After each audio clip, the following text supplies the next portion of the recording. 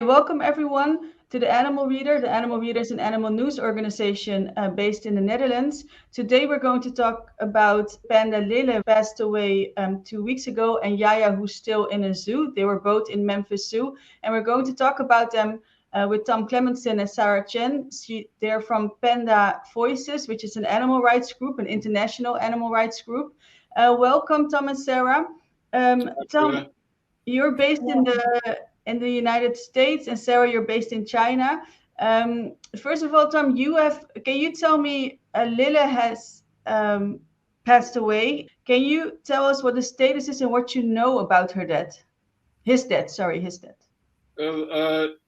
Monitoring the panda cams is something we've done pretty much immediately since the start of our group. Sarah actually headed up that initiative. She began it. Some other supporters took to it as well. So it's done pretty regularly. In the days leading up to Lila's passing, Sarah, as well as some other supporters, noticed Lila stumbling around, not eating, looking extremely distressed. He was walking up to visitors, shaking his head in circles. He makes these motions. He looks like he's roaring, but he's not. That's just a sign of like hunger and distress. And we saw a lot more of that in probably like the last week of his life. We tried to alert the zoo. We called them multiple times. We got the same runaround answers. Oh, the pandas are fine. We check on them regularly. The pandas are fine. We check on them regularly. Finally, on January 31st, we noticed him try to walk, and he basically just fell over. I believe some supporters noticed this more than once. January 31st, Lila disappeared from the panda cams. They didn't announce his death until the 3rd. So they knew what happened. They hid it from the public. They gave a very a very careless answer of saying, oh, well, we believe he just passed in his sleep. Then CAZG, the Chinese Association of Zoos and Gardens, they finally managed to conduct an autopsy last week after Lila passed away a few weeks. And they ruled it as a problem of heart disease, which sounds a little suspicious all over again because heart disease does not crop up overnight. It doesn't just appear. I mean, sure, maybe it could build up and worsen over the course of a few weeks, but in a geriatric animal, one that's supposed to be under veterinary check pretty constantly, I'd imagine professionals would catch on to this. The Chinese government loans pandas to zoos all over the world, as that's been for the past 50 years they've been doing that.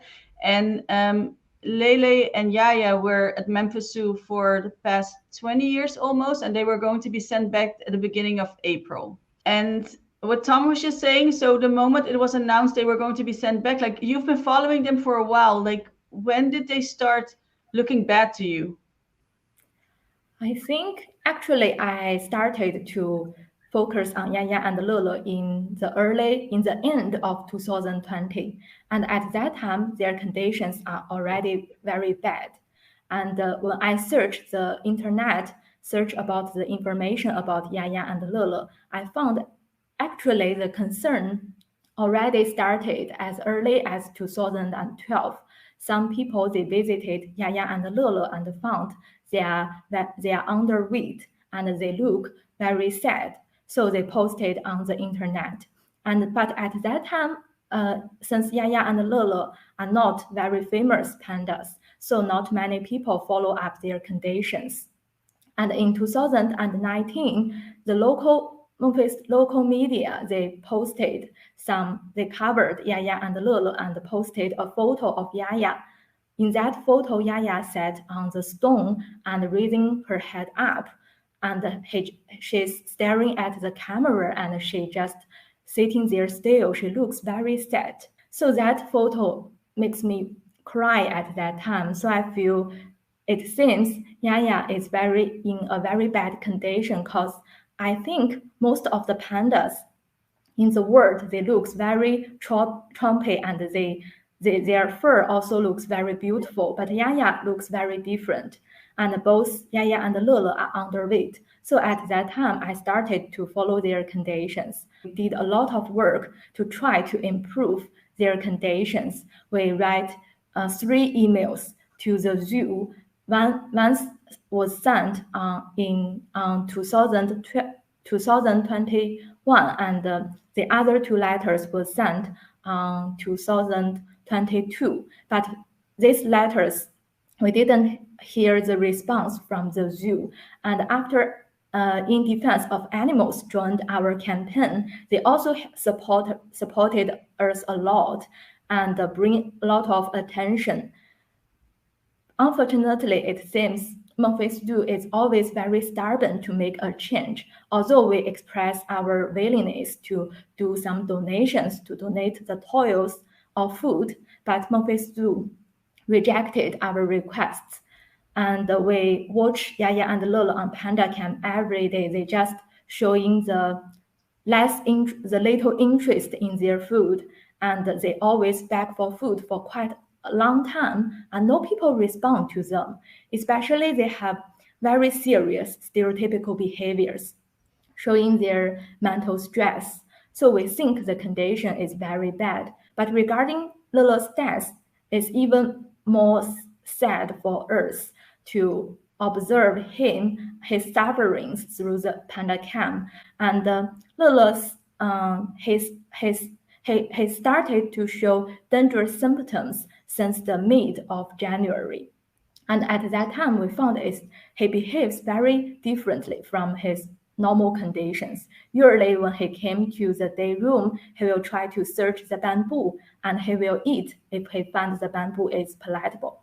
But during those periods, we found Lele, he eats very little, and he showed signs of weakness, and he slept a lot. And the most sad thing is that we found Lele has no strength. Like previously, he always paced around and beg for food. He will even stand up and roar in anger to show his bad feeling. But at that time, he has no strength to roar in anger and beg for food like he usually did. Yeah. And so Tom, like both of you, like Panda Voices you've been very also very accusing towards Memphis Zoo, right? Like you blame Memphis Zoo on the death of Lele. Yes, we definitely try to be careful what we say, because we do like to work based off of evidence.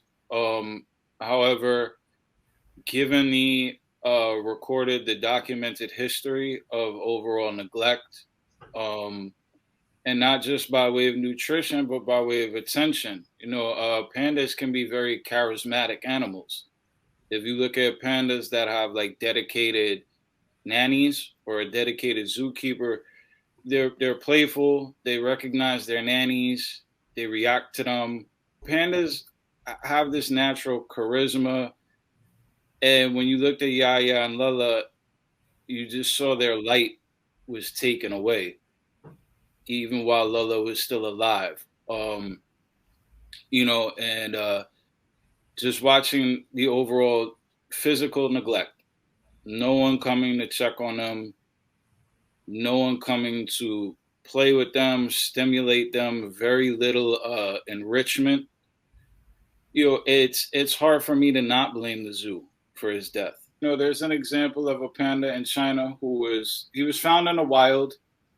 He went through many hardships. Something happened to him where basically his mouth was severely injured. He was missing a lot of teeth by the time he was rescued. And what his zookeepers did was basically made like a chopped up salad of bamboo, fruits, other vegetables, whatever he would eat, but really chopped up finely so he could just get it into his mouth and eat it. Both Yaya and Lele, especially Lele, were documented as having bad teeth. They had dental problems. So if you give them bamboo that's rock hard and old, they don't even want it. They're forcing themselves to eat it, but now they can't because they can't even break it. So since Lala's passing, awareness has increased greatly. And with more awareness, we get more participation. So a group of anonymous panda warriors, they took it upon themselves to book some digital billboard time in Times Square, New York. They did this on their own accord, their own money. They didn't do it for credit. They just want to help bring more awareness to the cause. It was a really great moment to see the overall awareness, not just on the spot, like to see it in the city that I come from, to see a cause that I'm trying to champion, and to see it up on a big screen in Times Square was really, really mind-blowing. And to see other people looking at it, complete strangers were stopped, and they were definitely taken in by it. And this is I think the fight of almost any animal welfare group, animal rights group. So you see this happening in front of you. You see this on cameras because people can see, go to Memphis Zoo, go on the website, and you can see the panda camera. You mentioned she's very sick. We see this and this, but at the moment that the Chinese government is also, veterinarians were there. If they don't feel we should take Yaya away now, and Memphis Zoo isn't cooperating, what do you focus on then now? What are your next steps? It must be extremely frustrating, but like I said, it's the fight every animal welfare group has if you're not backed by governments and the zoo itself. It's definitely tricky. This case in particular, because there are lots of levels of bureaucratic interference. So China is state-run. China is a communist country. America isn't. The pandas initially, going back to the 50s, 60s, it was meant as like an act of diplomacy between China and the rest of the world. The problem with diplomacy is now everyone's walking on a tightrope. You don't want to offend people. You don't want to say the wrong thing. If you're merely the employee in this organization, and it's on you to say, well, these pandas don't look well, but you don't want to lose your job, you're going to try and pass the buck and say, well, they seem okay, or maybe this condition exists, but it's not as bad. And you write it up a certain way. You say it a certain way. So now the responsibility is cast off of you. And hopefully it goes to somebody else. But it never does, because everyone is playing the same game. And it's the same thing on this side. Nobody wants to look bad in this case.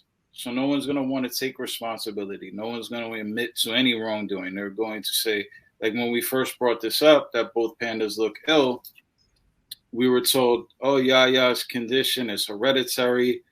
Her mother has this. Well, if her mother had this, why couldn't you begin preventative measures prior to? You should have some expertise in this matter already. It also came out that the zoo, in their efforts to breed both pandas, Yaya had 4 miscarriages. As anyone would know, a miscarriage will take a toll on the body, human, panda, otherwise. So you have 4 of them. And this is no longer just a physical toll, but a mental toll, because animals have that instinct to be a mother as well. It's like they admit just enough to get the heat off of them, but they don't want to take all of the responsibility. We have people on both sides playing the same game, and it's really just leading to more problems. It's not leading to better conditions for any animal. And I'm going to ask you a very difficult question. You said that Yaya is sicker than Lele. Yes. Aren't you scared she might not make it till the 7th of April?